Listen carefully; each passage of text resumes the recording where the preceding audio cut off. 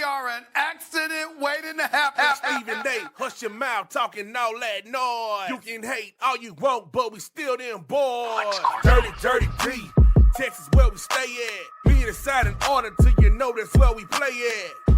Hey, this year, this the payback. Yeah, we them Cowboys, and nah, we don't play that. Work. This is Cowboy Nation. Work. Welcome to Cowboy Nation. Work. Y'all can keep on hate. Work. Cowboys Nation, Cowboys Nation, Cowboys Nation. Well, I had a time to watch the game again, and I can actually give a little more in-detailed, in-depth analyzation of the game. Yesterday, I was on a high, and I was on a high right after being on the low. I actually walked out. I'm not even going to lie to you. I walked out. I went to my room. I said some things that probably shouldn't have said. Y'all pray for me. My kid came running in there. He was like, "We got another chance." And then we squandered the other chance, and I walked right back out. So I have failed defending the boys nation because I lost faith in my boys. And they won anyway. I feel good about that.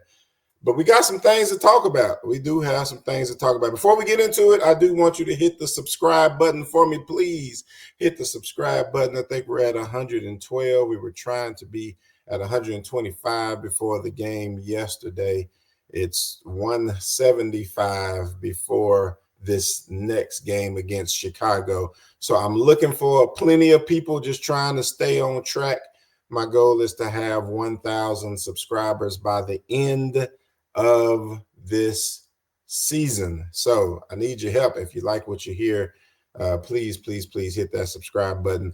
This episode of Defending the Boys is brought to you by 1-833-OHIT. That's 1-833-OHIMHIT. If you ever hit and hurt in a car or a truck accident, give the car accident attorneys at 1-833-OHIT a phone call. That's 1-833-644-6448, 1-833-OHIT.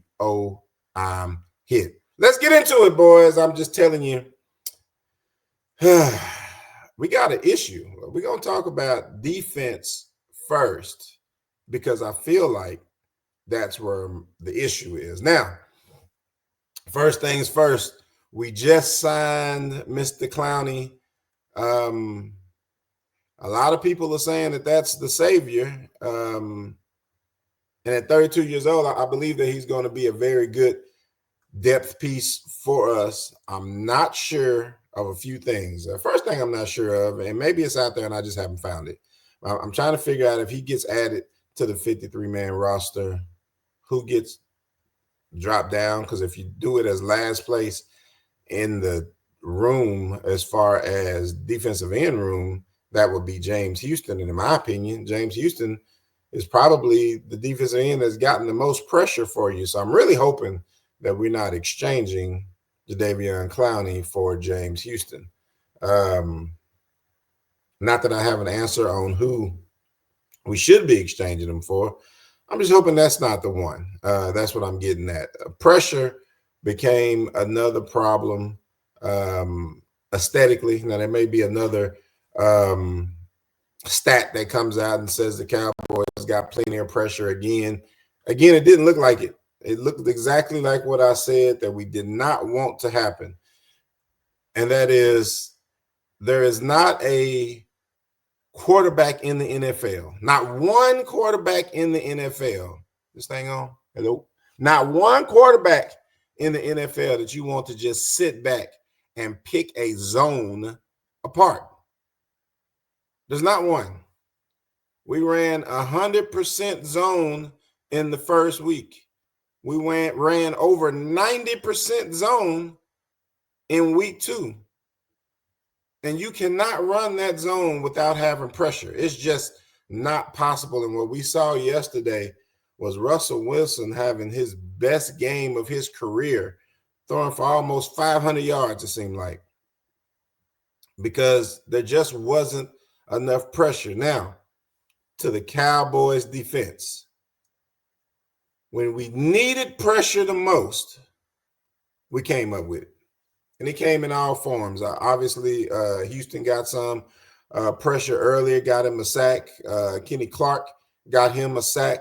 Solomon Thomas got plenty of pressure when it started to count the most, the thirds and fourth downs, and we were trying to make moves, different things like that. So so I'm not saying we didn't get any pressure, but I'm saying as a whole, the quarterback backed up and was able to look over a zone. You talk about a very experienced quarterback that was able to back up and look at a zone and drop bombs on the Cowboys consistently. And that leads me to believe that we have a problem with zone defense.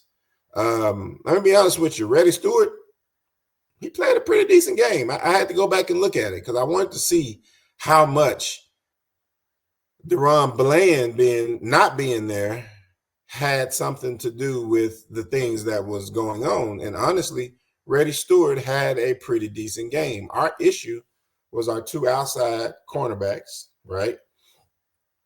And scheme. So let me back that up. Our issue was the two outside cornerbacks, yes, but more importantly, scheme, right? So there were times where you could tell that Trayvon Diggs thought he had help behind him. Keelam thought he had help behind him. I don't know where Donovan Wilson was on some of those. And I've looked at him like 3 or 4 times because, there's different defenses. There's sometimes where maybe the safety isn't supposed to be there. Sometimes where he is. So the very first one, the crazy catch that Neighbors made, it was an incredible catch. First of all, Neighbors is a bad man. Let's not take away credit and act like Neighbors isn't one of the better wide receivers in the league. He is. I mean, he's a bad boy. So that's the very first thing. I do believe that Trayvon on that first touchdown thought that he had some help. But looking at the coverage, he shouldn't have had help. I don't know that he would have known that he didn't have help, but it seemed like he would have because he would have known that the 3 wide receivers was on the other side, different things like that. So maybe that's a scheme issue. Maybe that's him actually messing up. He wasn't in the worst position in the world. Actually, he was right in position to punch out the ball. You could see him trying to punch it out after it got into Neighbors' hands, but he didn't get the punch. Neighbors got the touchdown. Against Neighbors, that's not a horrible play. Just to be honest with you, he scored a touchdown. You can expect that from that man. That man's going to catch some passes. He's going to catch some touchdowns. So again, it's not as if I'm just upset with the outside cornerbacks as individuals, but as a scheme, it's not working. And then they're dropping balls in holes 30 yards down, 20 yards down the field. People left wide open. I mean, I saw Scatterboo juggle the ball about 8 times.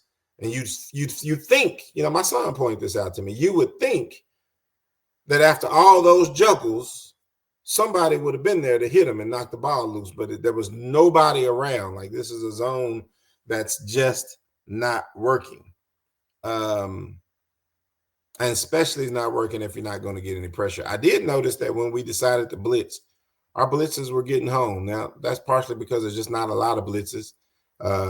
So you kind of lull the offensive linemen to sleep a little bit. They're not expecting it. And then when it comes, it's like, oh my goodness. And then they're in the backfield and they're in Russell Wilson's face. I mean, you could definitely tell that there was not when Russell was rolling out, there was nothing that he was doing positive. He didn't kill us necessarily with his legs. When he started to roll out, good things happened for us. But unfortunately, we just didn't get enough pressure. We allowed him to back up into a clean pocket way too many times, and he made the Cowboys pay for it, especially in the fourth quarter. But realistically, he did it all game. He made the Cowboys pay for not getting any pressure on him the entire game, and that's the reason why we ended up in overtime. And I had somebody DM me on X, and they was like, I thought you said this defense was going to be good. First of all, if you watched my podcast, I said for the first 2 or 3 games that the defense was going to be getting used to Eberflus. There was going to be some, and that's why I said originally we weren't going to win against the Eagles because I thought it was going to be too much for us to handle. I felt like the next two games, which was the game that we just had and the game against Chicago next week, we'd be able to pull off even with some of those. And my hope was that against the Green Bay Packers, we would start to really be into a better flow defensively, even though I still have us listed as not winning that game, but that's neither here nor there. I still got faith for us. I just feel like that it is. I can't say that the defense isn't any good. First of all, the run defense, which is what I actually said. I said Matt Eberflus would be able to stop the run. During the game, I really thought that the Scatterboo, I thought he was going off on us. I mean, he made some good runs at opportune times, but at the end of the day, they didn't get 100 yards rushing.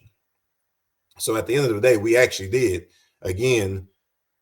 good run defense. That's what I said we were going to be able to do. My statements, if you go back and look at them, all my social media, any of the podcasts, I said Eberflus is going to be able to stop the run. And what we were hoping for is that with the cornerbacks and the secondary that we have being our stars of our defense, supposedly, because that's where the money is going, that people wouldn't be able to pass on us. But I did mention that if you don't get back there to the quarterback, you're going to have issues.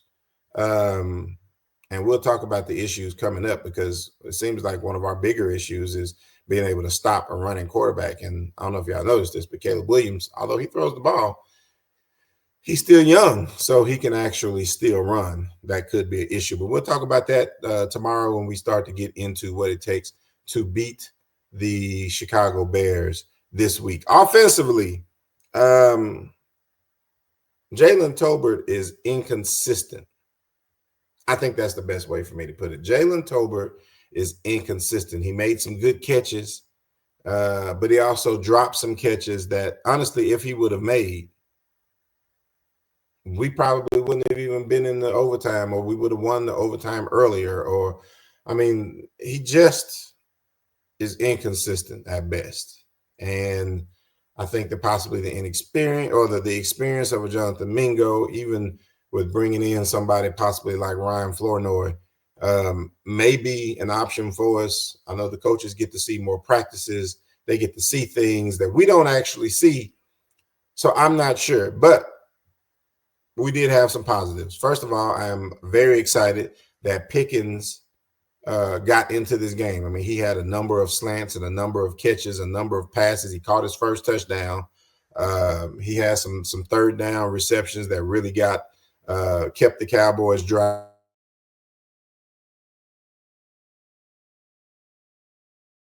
Smith, he was a vocal leader in the huddle as well. He was one of those guys saying, hey, we got it. Y'all just wait. Y'all just wait. Y'all just keep pushing. We're going to make it home. And we made it home. So getting to see that leadership from Pickens was big. Getting to see him finally get his first touchdown as a Cowboy, getting into the game a little bit more. I really wish that when the game was on the line, and I know Dak is great at spreading the ball around, but I really wish, man, that we could just, let's go after Pickens and CD. Let's not be throwing game-winning passes to Jalen Tolbert at this time. Now, if I talk about him, I got to give him some praise. Okay? Tolbert did an amazing job blocking, though. Tolbert was one of the reasons that the touchdown happened, being able to get in, put his body on the line, stand in the way, even if he's not getting pancake blocks, just being in the way and not allowing guys to get to our running back. He actually allowed Javonte Williams to get his largest run longest touchdown of the season thus far. And so I got to give him credit for that, because he's hustling. He's out there doing the things he needs to be doing. But as a third wide receiver, I think that's where we will miss Turpin the most. If he's having issues with his neck, he's unable to come back in, then we're going to have issues with Turpin not being there as a number 3 wide receiver, being able to do the things that he does. Excuse me. I think that's going to be the problem. So as a whole, we won. Again, I talked about it yesterday. A win is a win, and we got to have them. But we do have some problems. I'm hoping Eberflus can get them fixed, especially as far as the defense is concerned. I'm hoping we can create some more consistency moving forward. I don't expect for the offense to stutter like that because honestly, man, if they wouldn't have had the penalties that they had, if they wouldn't have been such an undisciplined team, I'm talking about the Giants when I say they, if the Giants wasn't such an undisciplined team, it would have been very hard to win that game yesterday. Their undiscipline is the reason that they lost. And I'm grateful for that, obviously, but it would have been very hard. I don't expect, I mean, our offense put up 40 points. They had to go to overtime to do it, though, but they put up 40 points. I expected 40 points to come more consistently, in my opinion. I expected that to be, more of a 10 points a quarter type of 40 points, not a we need 30 points or 20 points in the fourth quarter and, another 3 in the in the overtime to actually get there. So again, that's where I am for this week. We're going to start looking towards the Chicago Bears tomorrow. We're going to talk about what our defense needs to improve on, how Clowney can assist our defense in stopping the Chicago Bears. We'll also talk later on this week about what our offense needs to do.